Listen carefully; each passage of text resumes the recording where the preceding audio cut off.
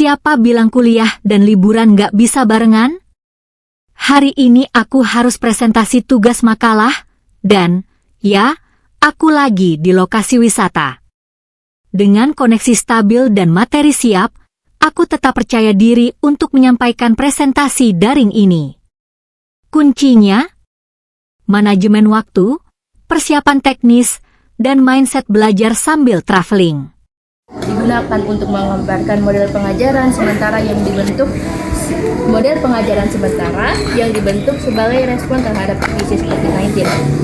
Studi ini secara khusus menganalisis bagaimana guru di kedua negara mengadaptasi sistem pengajaran mereka menggunakan berbagai sumber daya, serta bagaimana adaptasi tersebut mencerminkan nilai dan asumsi budaya yang mendasari praktik pengajaran dalam masing-masing konteks.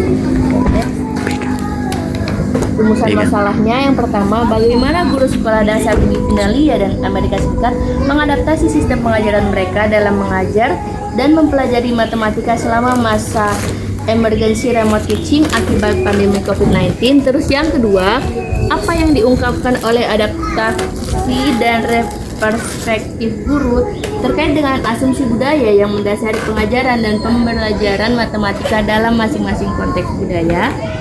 Selanjutnya, tujuannya yaitu untuk mengetahui bagaimana guru SD di adaptasi sistem pengajaran mereka dalam mengajar dan mempelajari matematika selama masa akibat pandemi COVID-19. Selanjutnya yang kedua, untuk mengetahui apa yang diungkapkan oleh adaptasi dan perspektif guru terkait dengan asumsi budaya yang mendasari pengajaran dan pembelajaran matematika dalam masing-masing konteks budaya.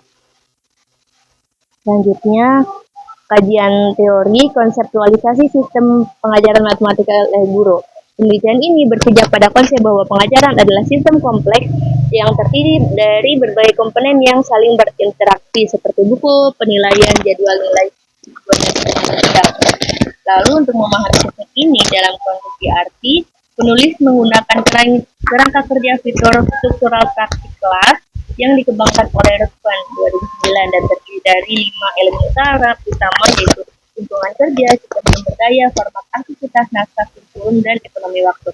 5 elemen ini saling mempengaruhi dan membentuk keputusan guru terutama saat pandemi COVID-19. Kerangka ini dianggap lebih fleksibel untuk mengevaluasi guru dalam memodifikasi praktik mereka dalam situasi itu. Selanjutnya, dengan ERP. Selama pembelajaran jarak jauh, prioritas utama guru adalah mempertahankan kelangsungan pembelajaran di tengah pandemi dengan sumber daya terbatas.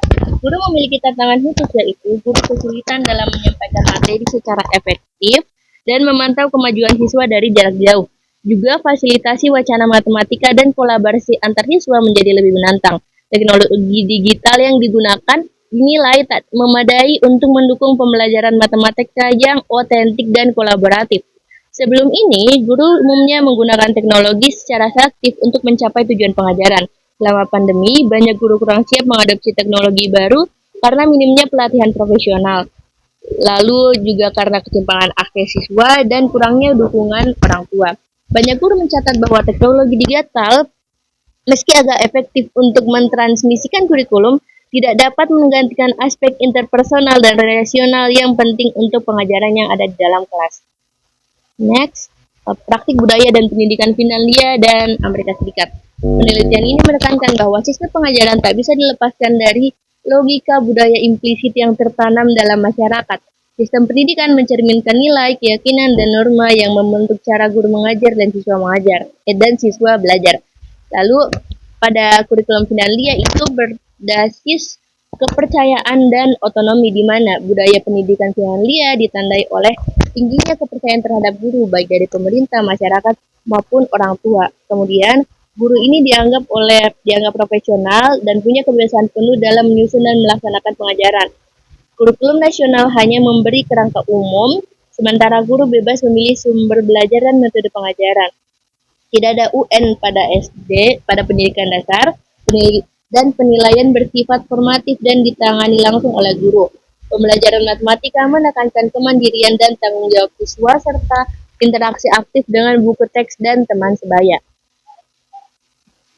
Oke, selanjutnya Sementara itu, di Amerika Serikat, pendidikan ini berbasis standar dan akuntabilitas, di mana sistemnya lebih berstruktur dan terkontrol. Kemudian fokusnya bergeser dari pelatihan guru sebagai input ke hasil tes standar sebagai output. Lalu, budaya performativitas mendorong guru untuk mengikuti panduan mengajar secara ketat agar dapat memenuhi standar dan target tes nasional. Guru punya keterbatasan dalam memilih sumber daya dan metode mengajar karena sering ditentukan oleh kebijakan negara bagian. Pembelajaran matematika lebih menitik beratkan pada demonstrasi oleh guru dan evaluasi melalui tes dengan kontrol belajar berada di tangan guru. Selanjutnya, metode penelitian dalam jurnal ini adalah analisis wawancara 15 guru sekolah dasar yaitu kelas 1 sampai 6, 8 dari Finlandia, 8 guru dari Finlandia, dan 7 guru dari Amerika Serikat.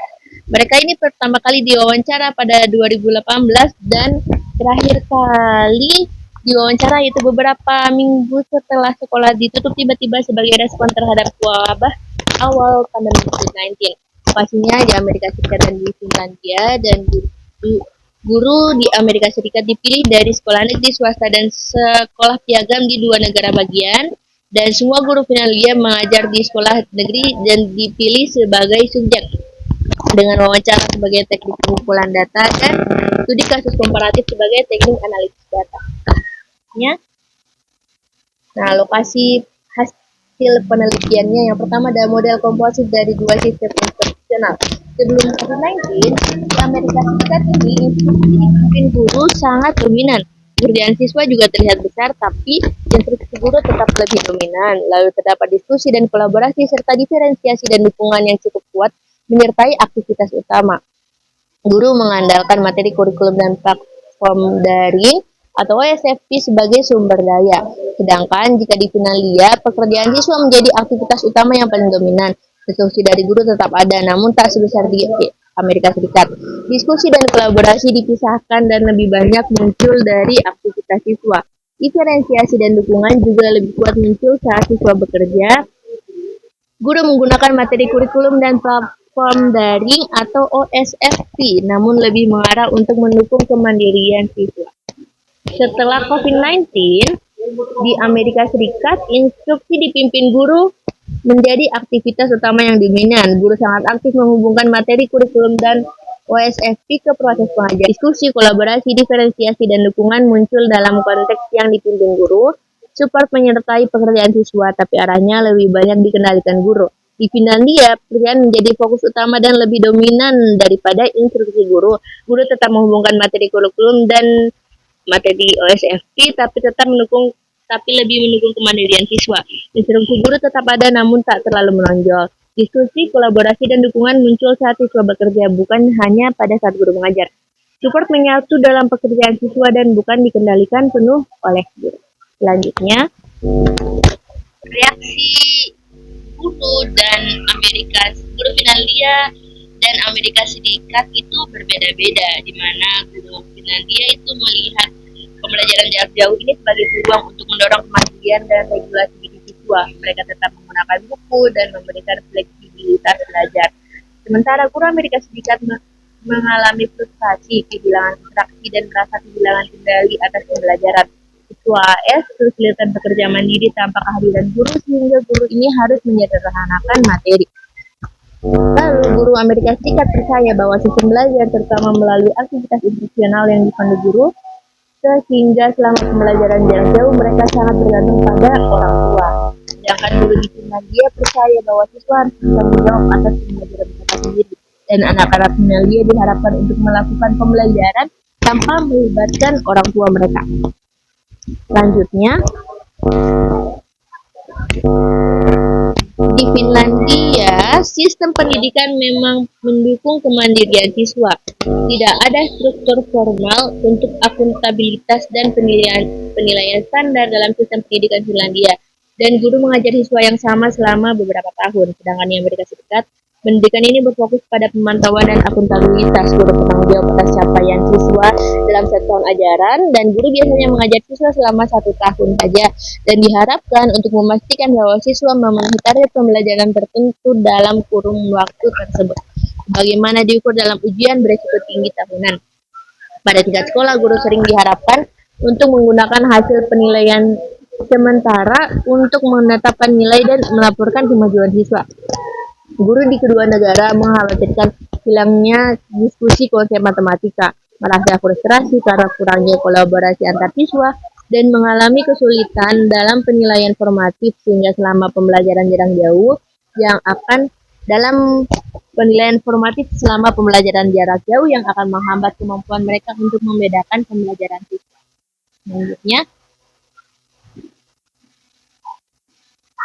Selanjutnya, nah kesimpulannya yaitu studi ini mengungkap bagaimana guru di Amerika Serikat dan Finlandia merespon pembelajaran darurat jarak jauh atau emergency remote teaching. Berdasarkan keyakinan, kebijakan, dan struktur sistem pendidikan masing-masing, guru Finlandia mengandalkan kemandirian siswa dan minim intervensi sejalan dengan sistem yang mendukung otonomi guru dan siswa.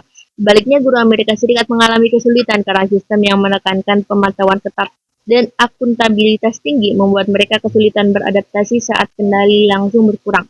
Meskipun berasal dari konteks berbeda, guru dari kedua negara menunjukkan kepedulian yang sama terhadap hilangnya diskusi konseptual, kolaborasi siswa, dan penilaian informatif selama PRT. Selain itu, mereka juga skeptis terhadap efektivitas teknologi digital yang tersedia untuk mendukung interaksi bermakna dan dalam pembelajaran matematika. Nah, secara keseluruhan, studi ini menyoroti pentingnya keselarasan antara kebijakan pendidikan, dukungan terhadap guru, dan tujuan pembelajaran. Temuan ini juga memberi arah bagi penelitian dan reformasi kebijakan untuk memperkuat sistem pengajaran yang tangguh dan adaptif di masa depan.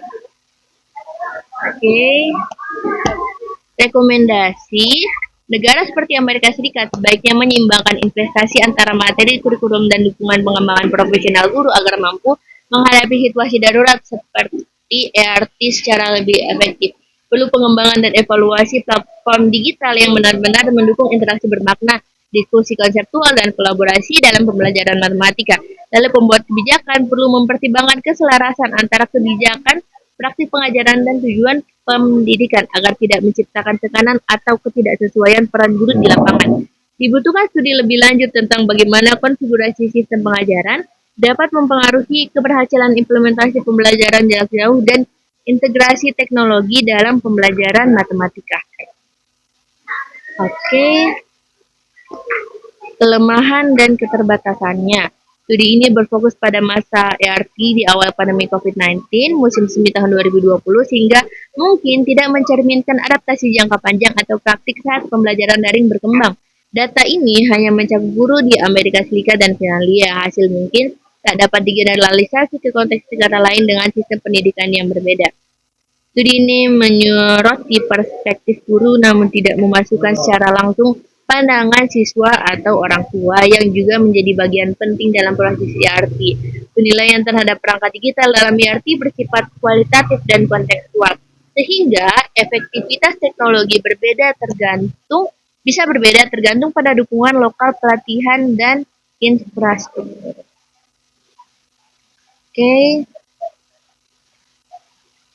Demikian dari saya. Terima kasih, saya kembalikan ke moderator. Tugas selesai, nilai aman, dan liburan tetap jalan. Ini baru namanya balance akademik dan rekreasi. Pernah coba seperti ini? Ceritain di kolom komentar, dan jangan lupa like, subscribe ya.